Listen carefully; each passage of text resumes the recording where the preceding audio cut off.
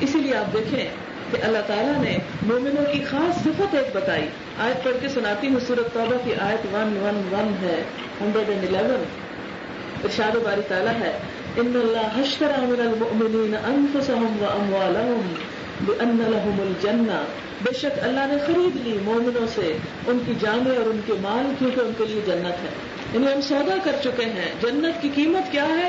جان بھی دے دو, مال بھی دے دو, اپنا آپ بھی دے دو میری خاطر اور اپنا مال بھی میرے حوالے کر دو, نتیجتاً میں تمہیں جنت دوں گا. اب اگر ہم نے اپنی انا بھی اپنے پاس رکھی ہے نا, اپنی مرضی کرنی ہے, اور اپنے مال میں بھی اپنی مرضی کرنی ہے, تو پھر دیکھ لیں کہ سودا کس قسم کا ہے. کہ آپ کسی کے ساتھ جا کے سودا کرتے ہیں, کوئی چیز پسند کرتے ہیں, قیمت طے ہو جاتی ہے اور آپ کہتے ہیں اچھا میں لا کے دیتا ہوں, وہ بھی آپ اس کو الگ رکھیں, اور آپ پیسے لے کے نہیں جاتے, تو دکاندار کیا کرے گا؟ کچھ انتظار کرے گا, اس کے بعد وہ چیز کسی اور کو بیچ دے گا جو پیسے لے کر آئے گا. تو اللہ تعالیٰ نے بھی ہمارے لیے جنت تو رکھی ہوئی ہے, کام یہ ہے کہ ہم قیمت لے کے جائیں اور وہ اس سے لے لیں. اور قیمت دو چیزیں ہیں, جان ہے اور مال ہے. یہ دو چیزیں اس کی مرضی کے مطابق استعمال کرنی ہے. اور اس کے لیے کیا کرتے ہیں؟ یقاتلون فی سبیل اللہ, اللہ کی راہ میں جنگ کرتے ہیں, لڑتے ہیں. فیقتلون ویقتلون, مارتے ہیں اور مارے جاتے ہیں. یعنی جہاد کا اعلیٰ ترین حصہ قتال کی طرف اشارہ ہے. وعد اللہ حقا فی التوراۃ والانجیل, اللہ کا سچا وعدہ ہے تورات اور انجیل میں, والقرآن, اور قرآن میں. قرآن میں کوئی وعدہ اتنا تاکید سے نہیں کیا گیا جتنا اس بات پر وعدہ کیا گیا جو 3 کتابوں کی گواہی کے ساتھ. ومن اوفی بعہدہ من اللہ, اللہ سے بڑھ کر وعدہ پورا کرنے والا اور کون ہے؟ فاستبشروا ببیعکم الذی بایعتم بہ, خوشیاں مناؤ اس سودے پہ جو تم نے اللہ سے چکا لیا. کہ یا اللہ ہمارا مال اور جان تیرا, اور بدلے میں تیرے سے ہم جنت لینے والے ہیں. وذالک الفوز العظیم, اور یہ سب سے بڑی کامیابی ہے. اور ان کی صفات کیا ہوتی ہیں یہ سودا چکانے والوں کی؟ التائبون, توبہ کرنے والے, العابدون, عبادت کرنے والے, الحامدون, اللہ کی حمد و ثنا کرنے والے, السائحون, سیاحت کرنے والے, اللہ کی خاطر گھر سے نکل کر سفر کرنے والے, الراکعون, رکوع کرنے والے, الساجدون, سجدے کرنے والے, الآمرون بالمعروف والناہون عن المنکر, نیکی کا حکم دینے والے اور برائیوں سے روکنے والے. یہ اس سودے کی تفصیلات ہیں, اس سودے کی شرائط ہیں کہ جب تک ہم نیکی کا حکم نہ دیں, برائی سے روکے نہ, ہمارا اپنا بھی نیکی پہ قائم رہنا مشکل, ناممکن ہو جائے گا. لہذا اگر جنت چاہیے تو یہ سارے کام کرنے کی ضرورت ہے. والحافظون لحدود اللہ, اور اللہ کی حدوں کی حفاظت کرنے والے. وبشر المؤمنین, خوشخبری دے دو مومنوں کو, ایمان والوں کو, کہ جنہوں نے اللہ سے یہ سودا چکا لیا. کیا ہمارے اندر یہ صفات ہیں؟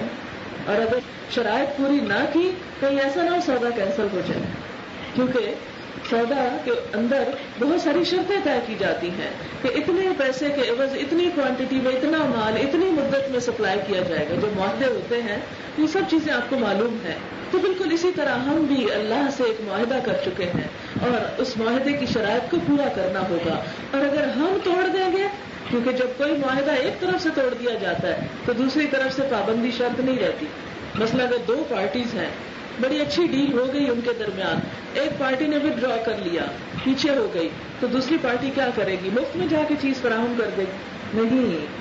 لہذا دونوں طرف کا معاملہ برابر کا ہوگا تو بات بنے گی. اللہ تعالیٰ اپنی جنت کی طرف بلا رہے ہیں, حکم ہے قرآن پاک میں, اللہ تعالیٰ فرماتے سارے ہو, جلدی سے آگے آؤ, دوڑو. کس کی طرف؟ الی مغفرۃ من ربکم وجنۃ عرضها السماوات والارض, اللہ کی بخشش کی طرف اور اس جنت کی طرف جس کی وسعت آسمان و زمین کے برابر ہے. لیکن ہم تو دنیا پر ہی راضی ہو گئے. جیسے اللہ تعالیٰ فرماتے ہیں ارضیتم بالحیات الدنیا, کیا دنیا کے ساتھ ہی راضی ہو گئے؟ اور دنیا تو آخرت کے مقابلے میں کچھ بھی نہیں. کیا بتایا گیا ہمیں کہ بس اتنی ہی ہے جیسے سمندر میں ایک انگلی ڈبو کے نکالو تو جو پانی انگلی کو لگا ہے یہ دنیا ہے, اور وہ سارا سمندر آخرت ہے. اس کے مقابلے میں ہم اس کے اوپر مطمئن ہو کے رہ گئے. اللہ تعالیٰ فرماتے ہیں قرآن پاک میں کہ نکلو اللہ کے راستے میں, خواہ ہلکے ہو یا بوجھل. لیکن کیا ہوا تمہیں کہ جب تمہیں اللہ کے راستے میں نکلنے کو کہا گیا تو تم زمین سے چمٹ کے رہ گئے اور دنیا پہ ہی راضی ہو کے رہ گئے. تو یاد رکھو کہ آخرت میں دنیا کا یہ سب کچھ بہت تھوڑا نکلے گا. بڑے بڑے محلات بھی اگر ہمارے نام پہ ہوں, بڑی بڑی پراپرٹی ہو ہمارے پاس, بڑی بڑی جاگیریں بھی ہوں, بہترین لباس بھی ہوں, بہت زیادہ بینک بیلنس بھی ہو, لیکن انسان کے مرنے کے ساتھ ہی اس کے ہاتھ بالکل خالی رہ جاتے ہیں. سب لوگوں میں بٹ جاتی ہیں، تقسیم ہو جاتی ہیں، دوسروں کے پاس چلی جاتی ہیں، ہمارے کپڑے دوسرے پہنیں گے، ہمارے گھروں میں دوسرے لوگ آ کے رہیں گے، ہمارا مال و دولت اوروں کے کام آئے گا، ہمارے ساتھ کیا جائے گا، وہی جس میں ہم کوتاہی کرتے ہیں، اور وہ ہے عمل صالح۔ لہذا ضرورت اس بات کی ہے کہ کچھ بھی ہو وہ آخرت ہاتھ سے نہ جائے، اس لیے کہ اگر وہ چلی گئی تو پھر کچھ بھی باقی نہ رہا۔ پھر اس کے بعد آپ دیکھیں کہ اللہ تعالیٰ صرف ہمیں اپنے آپ کو نہیں، اپنے گھر والوں کی فکر کرنے کو کہتے ہیں، تو ہمیں اپنے بچوں کی بھی فکر کرنا ہے۔ اچھا، بچوں کے ساتھ ہم کیا کریں؟ چھوٹے ہوں یا بڑے ہوں، ان کی عمر، ان کی سمجھ، اس کے مطابق ان کے ساتھ معاملہ کرتے چلے جائیں۔ آپ دیکھیں کہ بچہ دنیا میں آنے کے بعد نہیں، ماں کے پیٹ سے سیکھنا شروع کرتا ہے۔ سب سے پہلی فیکلٹی جو اس کی ڈیولپ ہوتی ہے اس کی سماعت ہے۔ وہ ماں کے پیٹ میں بھی سنتا ہے، ماں کی سوچ سے سوچتا ہے، کیونکہ خون سارا وہی سپلائی میں، ایک ہی وہ سرکولیشن ہے۔ وہ خوف کھاتی ہے تو اس پہ بھی خوف آتا ہے، وہ روتی ہے تو اس کے اندر بھی وہ اثرات جاتے ہیں، وہ خوش ہوتی ہے تو اس کے اندر بھی، وہ اللہ کا ذکر کرتی ہے تو وہ بھی اس کے اثرات اس کے اوپر جاتے ہیں۔ جو کچھ ماں کرتی ہے وہ سارا اس کے اندر جاتا ہے۔ آپ کو پتا کہ 3 سال کی عمر تک پہنچتے ہوئے بچے کی شخصیت کا 75% مکمل ہو چکا ہوتا ہے، باقی زندگی میں وہ 25% لیتا ہے۔ تو ان 3 سالوں میں جتنا کچھ انسان سکھا سکے، وہ جتنا کچھ بتا سکے، عموماً ہم ان 3 سالوں کو اگنور کر دیتے ہیں۔ ہم کہتے ہیں اس کو کیا سمجھ، اس کو کیا پتا۔ آپ دیکھیں گے کہ جو کچھ بچے سنتے ہیں، آپ کو لگتا ہے شاید وہ سن نہیں رہے، لیکن وہ سن بھی رہے ہوتے ہیں اور کافی حد تک سمجھ بھی رہے ہوتے ہیں۔ صرف ایک مشکل ہوتی ہے کہ وہ ابھی بتا نہیں پا رہے ہوتے، لیکن جو ہی وہ بتانے کی عمر کو پہنچتے ہیں، وہ سب کچھ جو آپ ان کے اندر فیڈ کر چکے تھے وہ بڑا دھڑ بتانا شروع کر دیتے ہیں۔ پھر آپ حیران ہوتے ہیں، آپ کہتے ہیں کہ میں تو سوچ بھی نہیں سکتی اس بچے نے کتنی بڑی بات کہی۔ وہ کیوں بڑی کہہ دو، اس نے بڑی سن رکھی تھی تو کہہ دی، سنے بغیر تو نہیں کہہ سکتے۔ لہذا چھوٹی عمر میں بھی اللہ کا نام ان کے سامنے رکھنا، اللہ کی بات کرنا، اللہ کا ذکر۔ آپ نے پچھلے دنوں سنا ہوگا کہ ایک بچہ شاید ایران میں ہے، 4 یا 5 سال کا ہے، 5 سال کا، ایران میں بھی ہے اور افریقہ میں بھی ایک ہے، یہ دوسرے بچے کے افریقہ کے 2 بچے ہیں۔ تو چھوٹی سی عمر میں وہ پورے قرآن کے حافظ، بلکہ ان آیات کو ان کو شاید PhD کی ڈگری اوارڈ کی گئی ہے کہ اتنا زیادہ۔ تو ساری تحقیق سے معلوم ہوا کہ ماں جب وہ بچہ پیٹ میں تھا تو ابھی قرآن پڑھتی تھی، اور جب بڑا ہوا یعنی جو ساتھ اس کو سناتی رہی، اور وہ ماں کی گود میں وہ سن سن کے سب سیکھ گیا، حافظ ہو گیا قرآن کا، کہ الگ مدرسے میں ڈالنا ہی نہیں پڑا، کہ پہلا اس کی ماں کی گود جو مدرسہ تھی۔ اسی طرح ایک اور بچے کے بارے میں کسی نے بتایا، ہمارے پاس کوئی آئے تھے اسکالر، کہ ان کے پاس ایک بچہ لایا گیا کہ جو بہت رو رہا تھا، اس کو دوا دیں، اسے علاج کریں، کچھ کریں تو پتہ نہ چلے کہ اس بچے کو ہے کیا۔ تو اہل علم اور اللہ سے قرب رکھنے والوں کو اللہ تعالیٰ دل میں بعض اوقات ایسی وجوہات ڈال دیتا ہے۔ تو انہوں نے کہا کہ یہ بتائیں کہ اس کی ماں اس کی پریگنینسی کے دوران قرآن تو نہیں زیادہ پڑھتی تھی، کہ پیدا ہونے کے بعد جو ہے وہ بچہ اب رو رہا ہے اور چپ نہیں کر رہا کسی طرح۔ تو پتہ چلا کہ پریگنینسی کے دوران ماں کثرت سے تلاوت کرتی تھی اور بچہ اس کا عادی ہو چکا تھا۔ بچہ پیدا ہوا، ماں نفاس کی حالت میں چلی گئی، اس نے قرآن پڑھنا بند کر دیا اور بچہ کسی چیز سے بہل نہیں رہا۔ تو انہوں نے کہا اس کو قرآن پڑھو، اور واقعی قرآن پڑھا گیا تو بچہ چپ چاپ خاموش ہو گیا، کیونکہ عادی ہو چکا تھا نا اندر کسی اور چیز کا۔ تو باہر آ کے پتہ نہیں چل رہا، اور ماں کو خود بھی نہیں پتہ چلا، کیونکہ ظاہر پیریڈز کی حالت میں تلاوت اور وہ عبادت اور وہ سب چیزیں چھوٹ جاتی ہیں۔ تو ہماری عورتیں عموماً ذکر تک بھی چھوڑ دیتی ہیں، حالانکہ ذکر کرنا اللہ کا منع نہیں ہے۔ تو اس کا علاج اس سے کیا گیا۔ تو اسی طرح ہم دیکھتے ہیں کہ چھوٹے بچوں کو آپ جو بھی دیں گے وہ سب ان کے اندر فیڈ ہوتا چلا جائے گا۔ یہاں تک آتا ہے جدید ریسرچ سے یہ پتا چلا کہ انسان کی جو آواز ہے، جو آواز ہے وہ آس پاس سنتا ہے، اس کی اسکن کو ریکارڈ دیتی ہے۔ سائنسدان کوشش کر رہے ہیں کہ جس طرح اس فیتے کو بلوا لیا گیا نا دوبارہ ریکارڈ کر کے، اس طرح اسکن کو بھی بلوایا جا سکے۔ یہ جب میں نے پڑھا ایک کتاب میں تو مجھے یہ بات یاد آئی کہ قیامت کے دن انسان کی کھالیں بھی بولیں گی، کھالیں بولیں گی۔ تو میں سوچتی ہوں کہ ایک طرف وہ قرآن ہے جو یہ سب بتا رہا ہے، اور ایک طرف جدید سائنس وہ چیزیں خود بول رہی ہے کہ یہ ہونے والا ہے، یا اس کی کوشش کی جا رہی ہے، یا کم از کم اتنا تو مان لیا کہ سب کچھ اندر جذب ہو رہا ہے۔ تو بچے کی کھال بال اس کی ہر چیز میں وہ سب جا رہا ہے، جو آپ کریں گے وہ اس کے اندر فیڈ ہو رہا ہے۔ لہٰذا کوشش کریں 3 سال تک سب کچھ فیڈ کر ڈالیں، یہ سوچے بغیر کہ اسے سمجھ آ رہی ہے یا نہیں۔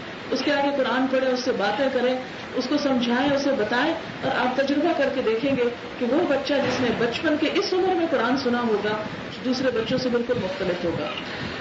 میں اس بات پر اللہ کا لاکھ شکر ادا کرتی ہوں. یہ جو میرا ابھی چھوٹا بیٹا ہے، اس کے پیدائش کے دوران پریگننسی اور بعد میں بھی قرآن سے کچھ نسبتاً زیادہ تعلق ہو گیا. پہلے میں پڑھ رہی تھی، کچھ اور کاموں میں مصروف تھی، اور اب یہ ہے کہ آپ یقین کریں کہ اگر کسی کے گھر میں بھی جائے اور ٹی وی لگا ہو تو آف کر دیتا ہے، یہ کہتا ہے بند کرو اس کو. حالانکہ مائیں عموماً یہ شکایت کرتی ہیں کہ بچے جو ہے ٹی وی سے اٹھتے نہیں، اور یہاں حال یہ ہے کہ لگا بھی ہو تو پسند نہیں.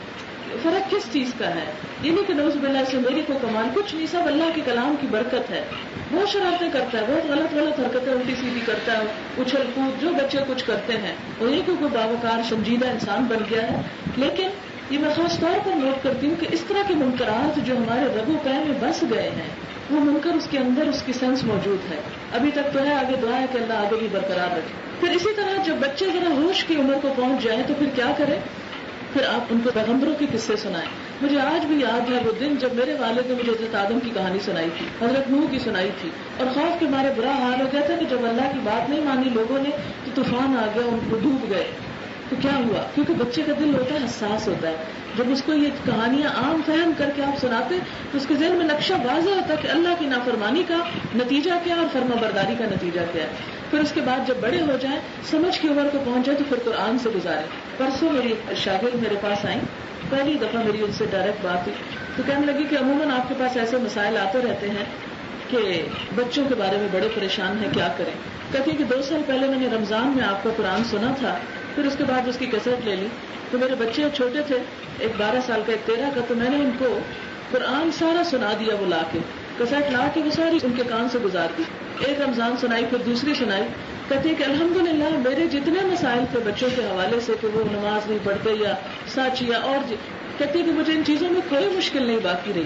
کہتی میں آپ کے ساتھ صرف شیئر کرنا چاہتی ہوں کہ جو مائیں پریشان ہوتی ہیں وہ کسی طرح ایک دفعہ قرآن سے بچوں کو گزار دیں، اور کچھ نہیں، لے بیٹھے سنا دیں، ترجمہ ہی سنا دیں ان کو. تھوڑی تھوڑی بات جو اللہ نے آپ کو بھی اس میں سمجھ دی، لے کے بیٹھے تو صحیح، ایک دفعہ تو اس کتاب سے گزاریں. ٹین ایجرز کو ایک دفعہ تو پکڑ کے ان کے کانوں سے گزارتے.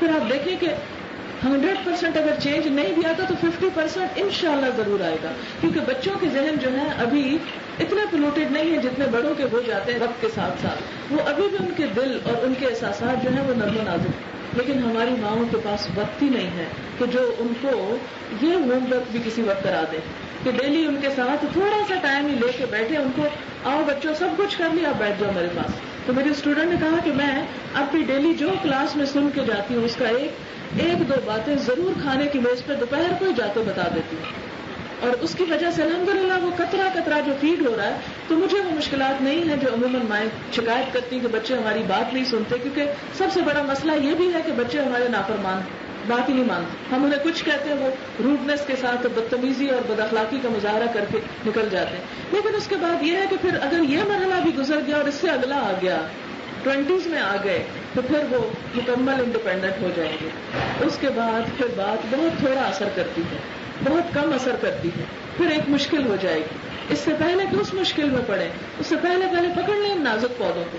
آپ نے دیکھا کہ نا ایک درخت جب چھوٹا ہوتا ہے نا تو آپ اس کے ساتھ ٹہنیاں لکڑی کے کھڑے کر کے سپورٹس، تو آپ اس کو اپنی مرضی کی شیپ دے سکتے ہیں، سیدھا رکھ سکتے ہیں. لیکن جب ایک مضبوط درخت اگر اس کا رخ ٹیڑھا ہو جائے اور اس کے درخت کے جو لکڑی ہے وہ پکی ہو جائے تو پھر اس کی ساری شاخوں کو پلٹانا، اس کے تنے کو سیدھا کرنا اور اس کی جو شاخیں ہیں ان کو صحیح رخ پہ لانا یہ بڑا مشکل ہو جاتا ہے.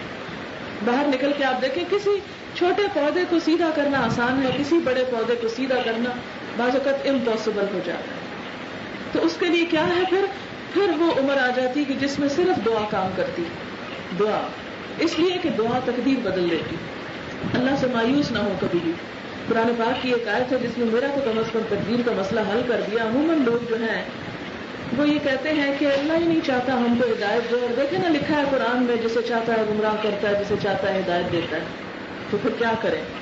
بات یہ ہے کہ اللہ تعالیٰ جہاں یہ فرماتے ہیں کہ جسے چاہتا ہے ہدایت دیتا ہے اور جسے چاہتا ہے گمراہ کر دیتا ہے، وہاں یہ بھی تو فرماتے ہیں یمحو اللہ ما یشاء ویثبت وعندہ ام الکتاب، مٹا دیتا ہے اللہ جس چیز کو چاہتا ہے اور ثابت جما دیتا ہے یا لکھ دیتا ہے جو چاہتا ہے، اور اس کے پاس ہے اصل کتاب، یعنی جو تقدیر ہے اس کی کتاب خود اس کے اپنے پاس ہے، اس میں سے جو چاہے مٹا دے، یمحو مٹاتا ہے، یعنی اگر کسی کا بدبخت ہونا لکھا بھی جا چکا وہ بھی مٹا دے گا اگر اس شخص کے اندر تڑپ پیدا ہو گئی کہ یا اللہ تو مجھے خوش قسمت بنا۔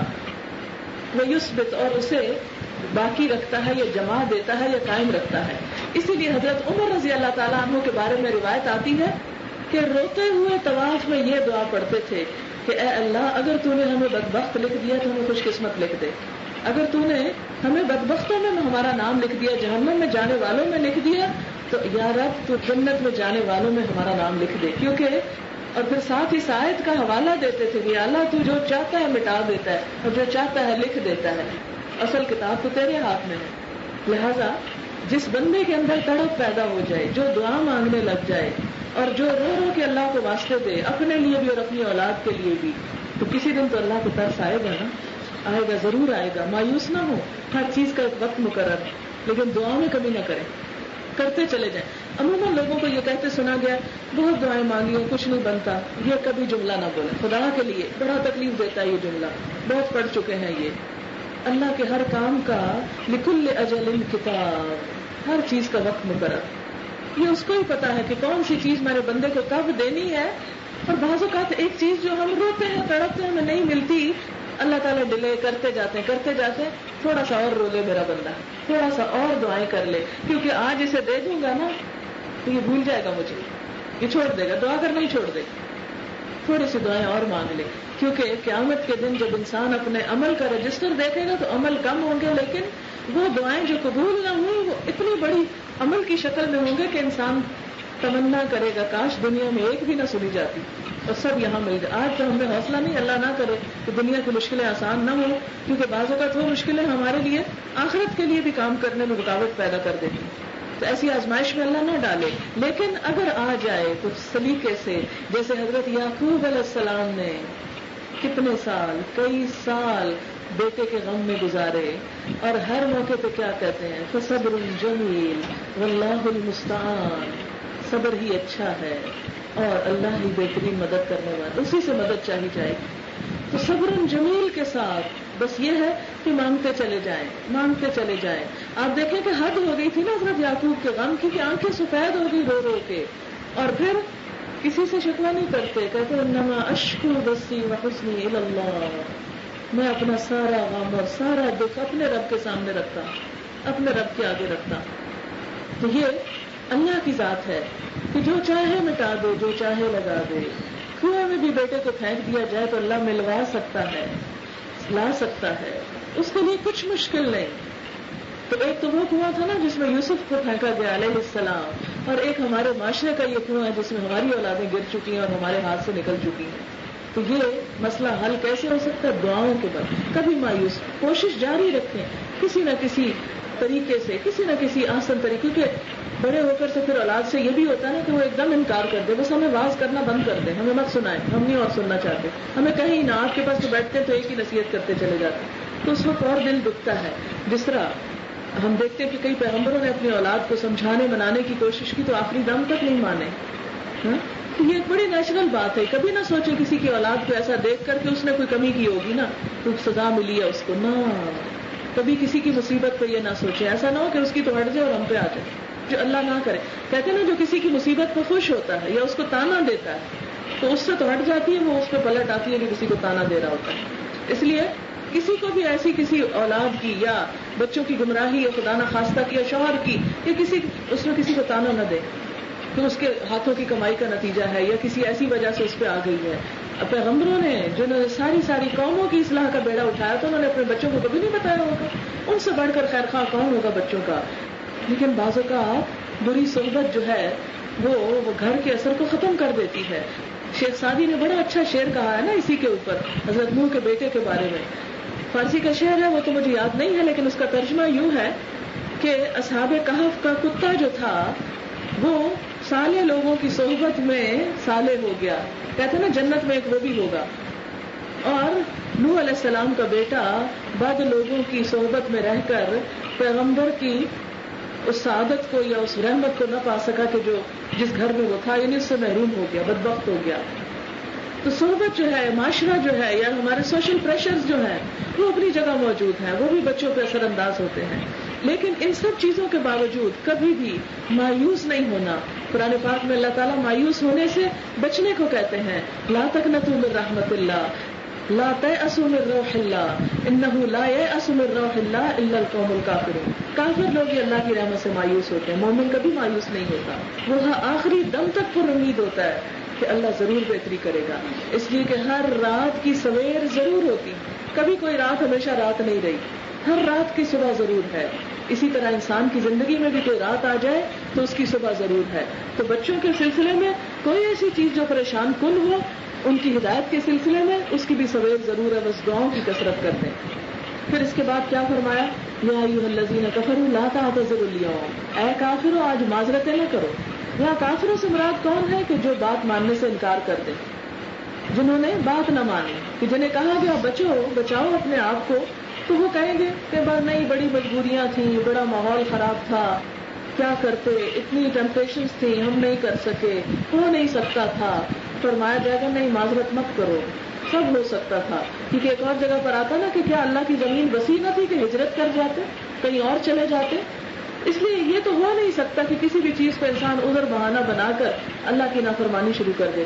ہاں جہاں جان کا خطرہ ہو، جان کا خوف ہو، جیسے بھوک کی شدت میں تو حرام حلال ہو جاتا ہے، لیکن عام حالات میں نہیں. انما تجزون ما کنتم تعملون، تم تو وہی جزا دیے جا رہے ہو جو تم عمل کیا کرتے تھے. تمہارے اعمال کی سزا تمہارے سامنے آ رہی ہے، یعنی قیامت کے دن ان کو کہا جائے گا. پھر فرمایا یا ایھا الذین آمنوا توبوا الی اللہ توبۃ نصوحا، توبہ کر لو اللہ سے توبہ خالص، کیونکہ بہت سی مشکلات کا حل توبہ میں ہے. جیسا کہ ایک حدیث میں آتا ہے نا، من لزم الاستغفار جعل اللہ له من کل ہم فرجا، کہ جس نے پابندی سے استغفار پڑھا اللہ تعالیٰ اس کے لیے ہر غم سے نکلنے کا راستہ بنا دے، ہر مشکل سے نکلنے کا راستہ. ایک اور جگہ پر آتا ہے من یتق اللہ یجعل له مخرجا ویرزقه من حیث لا یحتسب، کہ جس نے اللہ کا تقوی اختیار کیا اللہ اس کے لیے کوئی نہ کوئی مشکل سے نکلنے کا راستہ بنا دے گا اور اس کو وہاں سے رزق دے گا جہاں سے وہ سوچ بھی نہیں سکے. لہٰذا یہ اللہ کا وعدہ ہے. تو اس لیے کیا کہا گیا، یا ایھا الذین آمنوا توبوا الی اللہ، توبہ کرو اللہ کی طرف، معافی مانگو. اچھا اب آپ کہیں گے ہم نے کون سا گناہ کیا جس پہ توبہ کریں؟ تو بات یہ ہے کہ ہم اللہ کی نعمتوں کا شکر ادا نہیں کر سکتے، تو اس کا شکر ادا نہ کرنا بھی تو ایک غلطی ہے نا، ایک کوتاہی ہے. اور اگر ہم شکر ادا کرنا چاہیں تو ادا کر نہیں پاتے. کیوں؟ مثلا ایک چھوٹی سی نعمت، یہ جو سانس ہی ہم لے رہے ہیں بیٹھ کے، کہ ایک سانس اندر جا رہا ہے اور ایک باہر آ رہا ہے، اسی پہ اگر الحمدللہ الحمدللہ کہیں تو باقی کسی نعمت پہ الحمدللہ کہنے کا وقت ہی نہ بچے. اور پھر جب ہم سوئیں تو سو کے بھی سانس لے رہے ہوتے ہیں، اس وقت تو اس پہ بھی نہیں کہہ سکتے. ہم تو ایک چھوٹی سی نعمت پر بھی شکر ادا نہیں کر سکتے.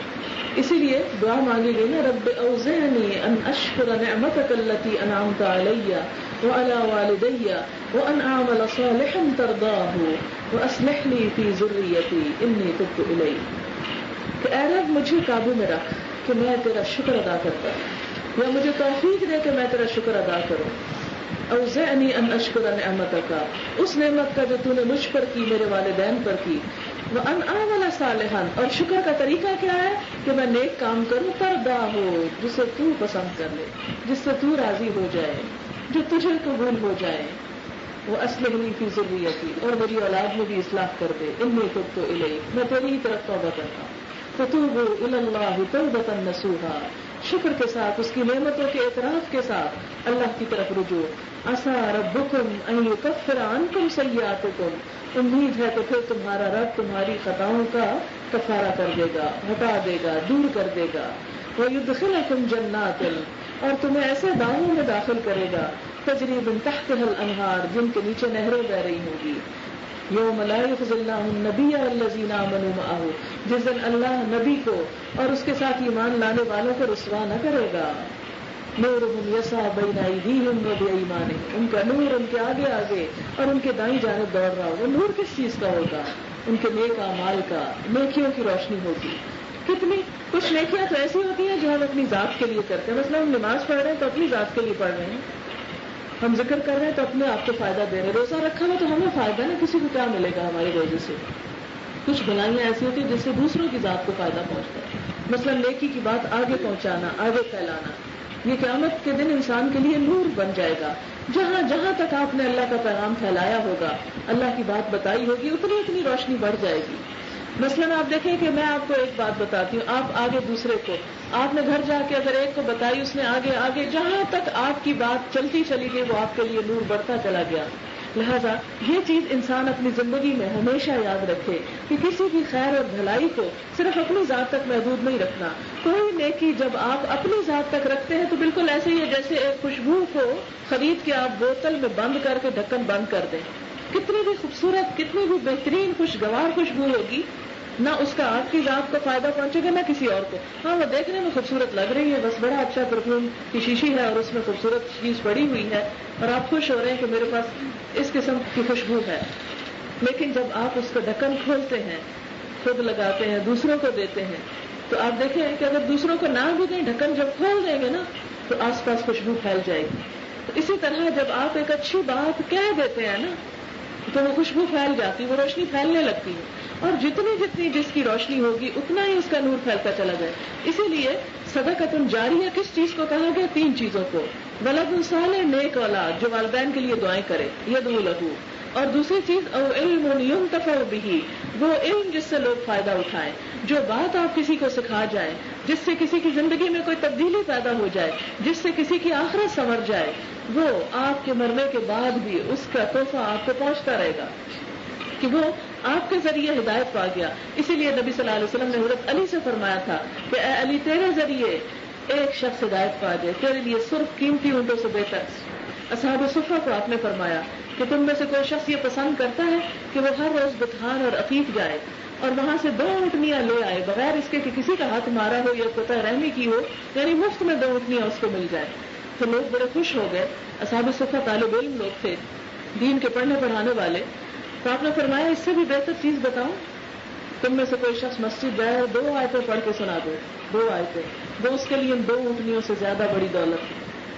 2 اونٹنیاں آج کی 2 گاڑیوں کے برابر ہیں. اس دور میں اونٹ سب سے قیمتی پراپرٹی تھی.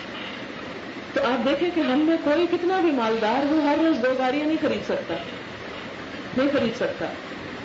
لیکن اگر کوئی شخص کسی کو 2 آیتیں روز سکھا دے تو وہ 2 گاڑیاں خریدنے سے بہتر, اور خریدنے کی بھی ضرورت نہیں, وہ مفت میں ملیں گی. اور صحیح مسلم کی حدیث میں آتا ہے کوئی 3 آیتیں سنائے تو 3, 4 سنائے تو 4, جتنی بھی پڑھائے. تو یہ علم کا نور تو ایسا ہے کہ تھوڑا سا, اور شاید اسی لیے میں کہتی ہوں اس کا اتنا اجر رکھا گیا کہ انسان کے اپنے دین پہ قائم رہنے کے لیے بڑا ضروری ہے. کیونکہ جب وہ کسی کو بتاتا ہے تو خود بند جاتا ہے. پھر اللہ کے ڈر سے نہیں, پہلے لوگوں کے ڈر سے انسان نیکی شروع کرتا ہے, پھر آہستہ آہستہ اللہ کا ڈر بھی دل میں آ جاتا ہے کہ ہر کوئی کیا کہے گا, میں بتا رہا ہوں اور خود نہیں کر رہا. یہ قدرتی بات ہے, پہلے لوگوں کا خوف آئے گا, لیکن اسی دین میں, اسی کتاب میں اس کو پتہ چل جائے گا کہ کوئی کام میں نے لوگوں کے لیے نہیں کرنا, اللہ کے لیے کرنا ہے. تو آہستہ آہستہ ادھر بھی خالص ہوتا جائے گا. جیسے کسی بھی چیز کو پاک کرنا اور صاف کرنا تو ایک وقت لگتا ہے.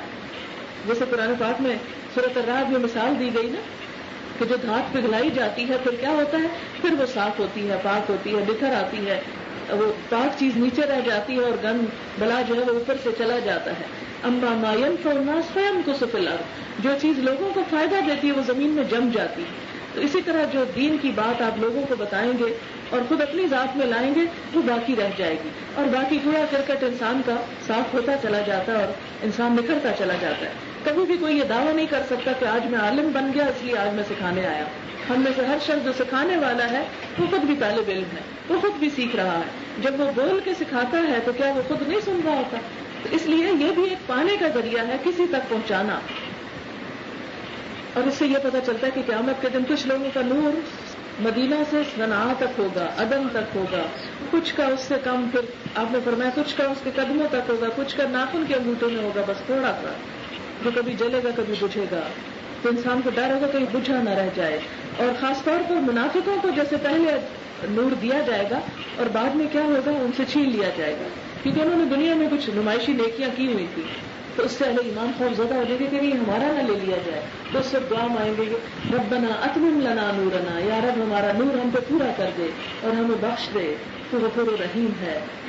اور پھر نبی صلی اللہ علیہ وسلم سے فرمایا گیا کہ جاہد الکفار والمنافقین، کفار اور منافقین سے جہاد کیجیے، وغلظ علیہم، ان پہ سختی کیجیے. کیوں؟ اس لیے کہ وہ قوتیں ہیں جو معاشرے کے اندر دین پہ چلنے سے روکتی ہیں. ان قوتوں کے ساتھ نپٹو، کیونکہ اگر انسان ان کے اس تشدد کے مقابلے میں چپ کر کے بیٹھ جائے اور کہے کہ اچھا نہیں عمل کرنے دے رہے تو نہیں کرتے، نہیں، ماحول پیدا کرو. اگرچہ اس کے لیے کچھ فرم ایسے طریقے کیوں نہ اختیار کرنے پڑے کہ جس کو سختی کے زمرے میں لایا جا سکے. حالانکہ نبی صلی اللہ علیہ وسلم تو رحمت للعالمین تھے، لیکن اس کے باوجود کیا فرمایا؟ وغلظ علیہم، ان منافقوں سے سختی کرو کہ جو بظاہر کلمہ پڑھتے ہیں لیکن ایک عمل نہ کرنا چاہتے نہ کرنے دیتے ہیں. تو ایسے ہمارے معاشرے کے اندر بھی بہت سے عناصر ہیں جو نہ خود کام کرتے ہیں اور نہ کرنے دینا چاہتے ہیں. کرنے والوں کی زندگی کو انہوں نے جہنم بنائی ہوئی ہے، مذاق اڑا اڑا کے اور باتیں بنا کے کہ کوئی ایک قدم آگے بڑھاتا ہے تو 10 پیچھے آتا ہے کہ نہیں اس راہ میں بڑے کانٹے. وَمَأْوَاهُمْ جَهَنَّمُ وَبِئْسَ الْمَصِيرُ. پھر اللہ تعالیٰ 2 مثالیں دیتے ہیں اور بڑی زبردست مثالیں. پہلی مثال کافروں کو سنائی گئی تو دیکھو نوح اور لوط علیہ السلام کی بیویاں تھیں، بڑے ہمارے نیک بندوں کی زوجیت میں تھیں، لیکن وہ ان کے راستے پر نہ تھی. فَخَانَتَاهُمَا، انہوں نے اپنے شوہروں سے خیانت کی. ایسا نہیں کہ نعوذ باللہ وہ کوئی غلط کار عورتیں تھیں تو ان کی جسمانی حق میں خیانت کی، مراد یہ کہ شوہروں کے مشن میں خیانت کی. بظاہر کلمہ پڑھا، عمل نہ کر کے دکھایا. کیونکہ خیانت یہی ہے نا، منافق خائن ہوتا ہے نا. منافق کی صفات میں کیا ہے کہ وہ خیانت کرتا ہے. کسی نبی کی بیوی کافر عورت نہیں ہوتی. حضرت لوط علیہ السلام کی بیوی کے بارے میں بھی آتا ہے کہ جب لوط علیہ السلام کو اللہ تعالیٰ نے حکم دیا کہ بستی کو چھوڑ کے اب نکل جاؤ تو ان کی بیوی ساتھ گئی تھی، لیکن ساتھ یہ بھی حکم دیا گیا تھا کہ پیچھے نہ مڑ کے دیکھنا. جو ہی وہ بستی سے نکلے اور وہ آگے جا رہے تھے تو بیوی نے پیچھے مڑ کے دیکھ لیا. اسی لیے قرآن بار بار کہتا ہے کانت من الغابرین، پیچھے رہنے والوں میں سے، پیچھے ہی رہ گئی. ابتدا میں نکلی لیکن چونکہ عمل اس درجے کے نہیں تھے، شوہر کے اس مشن میں ساتھ نہیں دیا وہ جو دین کی تبلیغ کا تھا اور کام کا تھا، لہذا وہ پیچھے چھوڑ دی گئی. نوح علیہ السلام کی بیوی الا من سبق علیہ القول، اس کا فیصلہ کر دیا گیا کہ وہ ساتھ نہیں بیٹھے گی کشتی میں.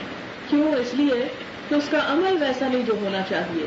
کافر نہیں تھی، عملی اعتبار سے ناشکری اور عملی اعتبار سے وہ سب کچھ نہیں تھا جو ہونا چاہیے. اس سے کیا پتہ چلتا ہے کہ کسی عورت کا شوہر بھی اگر نبی ہو تو وہ اپنی بیوی کو نہیں بچا سکتا اگر بیوی کے اپنے عمل اچھے نہیں. کیونکہ ہمارے ہاں یہ بہت بڑی بات پھیلی ہوئی ہے کہ چونکہ ہم حضور صلی اللہ علیہ وسلم کی امت میں سے ہیں اس لیے آپ ہم کو لازمی چھڑا لیں گے، آپ ہم کو بچا لیں گے. کیا بتا دیا گیا ان آیات میں کہ نہیں، شوہر نہیں بچا سکتے. عام شوہر تو دور کی بات، شوہر اگر نبی بھی ہو تو نہیں بچا سکتے. اور نبی کسی امتی کو تو کیا اپنے گھر والوں کو نہیں بچا سکتا اگر وہ اس کے ساتھ اس ایمان اور تقوی کی حالت میں نہ ہو. وکیل اور کہہ دیا گیا چلی جاؤ آگ میں جانے والوں کے ساتھ. ابھی تو آخرت آئی نہیں تو یہ کس آگ میں بھیج دیا گیا ان کو. اس سے بھی عذاب قبر کے بارے میں پتہ چلتا ہے. تو مرنے کے بعد بھی آگ کا عذاب شروع ہو جاتا ہے. کہہ دیا گیا چلی جاؤ، داخل ہو جاؤ آگ میں اور داخل ہونے والوں کے ساتھ. کیونکہ بہت سے لوگوں کو جب عذاب قبر کی بات کی جاتی تو وہ یہ کہتے ہیں کہ جی ابھی تو حشر کا میدان ہی نہیں، فیصلہ ہی نہیں ہوا تو پھر کیوں آگ. ٹھیک ہے وہ بڑا فیصلہ تو بعد میں ہوگا، لیکن موت کے ساتھ بھی ایک فیصلہ ہو جاتا ہے انسان کا کہ اس کا خاتمہ کس پہ ہوا، ایمان پہ ہوا ہے، عمل صالح پہ ہوا ہے یا کسی بد عمل پہ ہوا. اور ایک دوسری مثال فرعون کی بیوی کی. فرعون جو ظالم و قاہر بادشاہ تھا، حضرت آسیہ ایمان لے آئی، اسلام لے آئی. کیا کہتی ہیں؟ دعا مانگتی ہیں رب ابن لی عندک بیتا فی الجنہ، اللہ اپنے پاس جنت میں گھر بنا دے، تیرے پاس تیرے قرب میں جنت میں گھر چاہیے. دنیا کا محل آپ کو پتا نا، پرانی تہذیب آج بھی اگر دیکھیں اس کے آثار اور اس کے نقش تب حیران ہوں گے. اتنی ترقی یافتہ قوم کہ جس کی فن تعمیر دیکھیں، اس کی پینٹنگ دیکھیں، اس کا آرٹ دیکھیں، وہ جو مردوں کو پرزرو کرتے تھے اس فن کو دیکھیں. بہت سی چیزوں کے راز آج بھی نہیں کھلے کہ وہ قوم یہ کام کیسے کرتی تھی، کیونکہ سب مٹا دیے گئے تھے نا، سب کو ڈبو دیا گیا تھا. سارا آرٹ اور سب ہنرمند سب ڈوب گئے تھے، باقی کچھ بھی نہ رہا. وہ چیزیں رہ گئی، گھر رہ گئے دنیا والوں کے لیے عبرت، لیکن وہ خود سب چلے گئے. تب آپ دیکھیں اس عورت کا حال. کہتی ابن لی عندک بیتا فی الجنہ، اللہ اپنے پاس جنت میں گھر دے دینا. دنیا کا گھر چلا گیا تو کوئی بات نہیں، دنیا میں دھتکار دیے گئے تو کوئی بات نہیں، بہت سی صحابیات کے ساتھ بھی یہی ہوا تھا. ایمان لانے کے بعد انہیں گھروں سے نکال دیا گیا. ہجرت حبشہ اول اور ثانی دونوں میں صرف مرد نہیں تھے، عورتیں بھی شامل تھیں.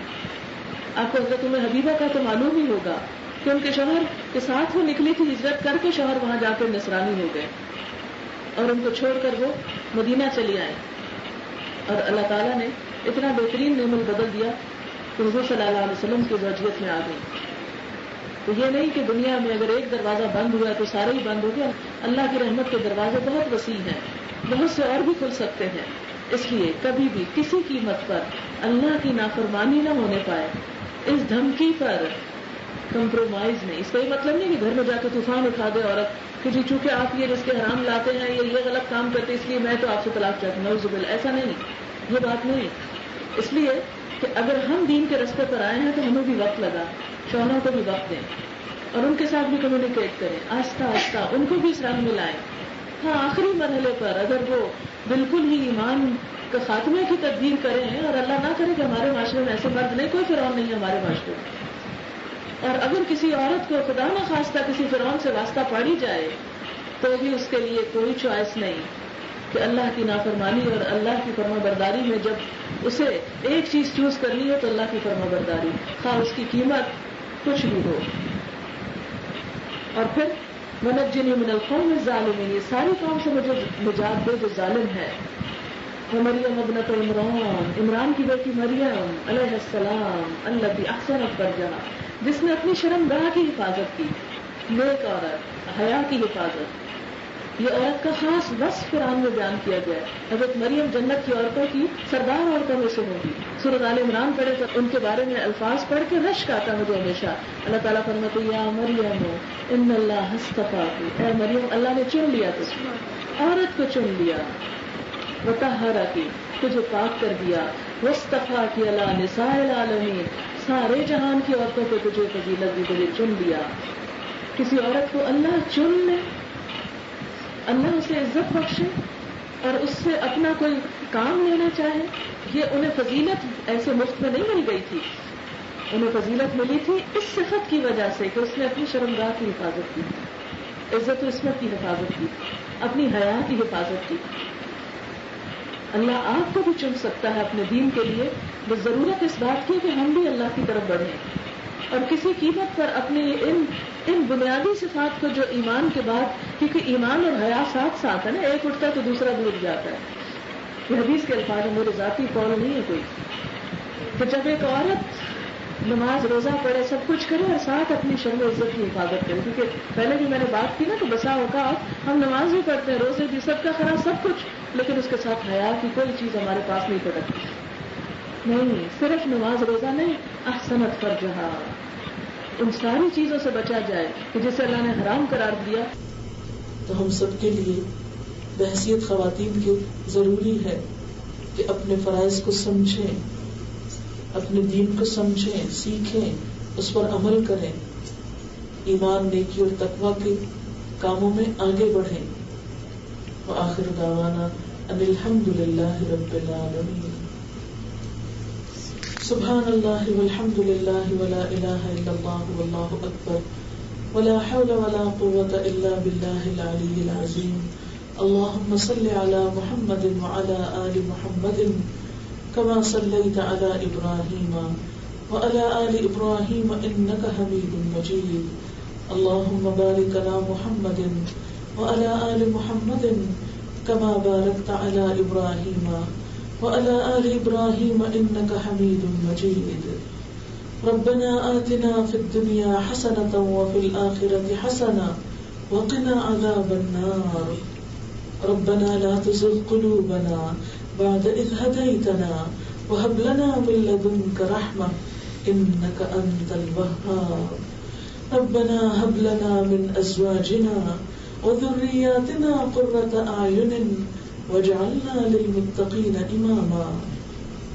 یا اللہ بات جو کچھ ہم نے پڑھا ہے تو اپنی رحمت سے اسے قبول فرما. جو بات تیری مرضی کے مطابق ہوئی ہو ہمیں اس پہ عمل کی توفیق دے. اس راستے پر چلنا ہمارے لیے آسان کر دے، اور انسان ہونے کے ناطے کوئی بھول چوک ہو گئی ہو تو معاف فرما دے. کوئی بات اگر تیری مرضی کے خلاف ہوئی ہو تو ہم سب کو اس سے دور کر دے اور ہمیں اس راستے پر چلا جو تیری طرف لے جائے. یا اللہ تو ہمیں اخلاص نیت عطا فرما. یا اللہ تو ہمیں ہر صغیرہ کبیرہ گناہ سے بچنے کی توفیق عطا فرما. اللہ تو ہمیں اپنا قرب نصیب فرما. جن کاموں کے کرنے کی ضرورت ہے ہمیں ان کے کرنے کی توفیق دے دے, ہمیں صلاحیت دے دے. یا رب العالمین ہمارے گناہوں کو معاف کر دے, ہمارے بچوں کو ہماری آنکھوں کی ٹھنڈک بنا, انہیں دنیا اور آخرت کی بہترین کامیابی عطا فرما. یا رب العالمین تو ہمیں ان صالح بندوں میں شامل کر لے جن سے تو راضی ہو چکا ہے. یا رب العالمین جتنی بہنیں آئی ہیں اتنی دور دور سے اتنی محنت کر کے ان کا آنا قبول فرما, ان کے ایک ایک قدم پر بہترین نیکی لکھ لے. یا رب العالمین تو ان سب کو اپنے دین کے لیے چن لے. یا اللہ ان سے بہترین نیکی کے کام لے, ان کی نسلوں میں ایمان کو باقی رکھ, ان کے دین کی حفاظت کر.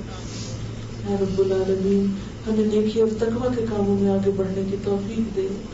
یا اللہ جنہوں نے اس مجلس کا اہتمام کیا انہیں اس کی بہترین جزا دے. ربنا تقبل منا انك انت السميع العليم وتب علينا انك انت التواب الرحيم. وصلى الله تعالى على خير خلقه محمد وعلى آله وأصحابه وأهل بيته أجمعين برحمتك يا أرحم الراحمين. إلهي آمين. سبحانك اللهم وبحمدك نشهد أن لا إله إلا أنت نستغفرك ونتوب إليك. والسلام عليكم ورحمة الله وبركاته.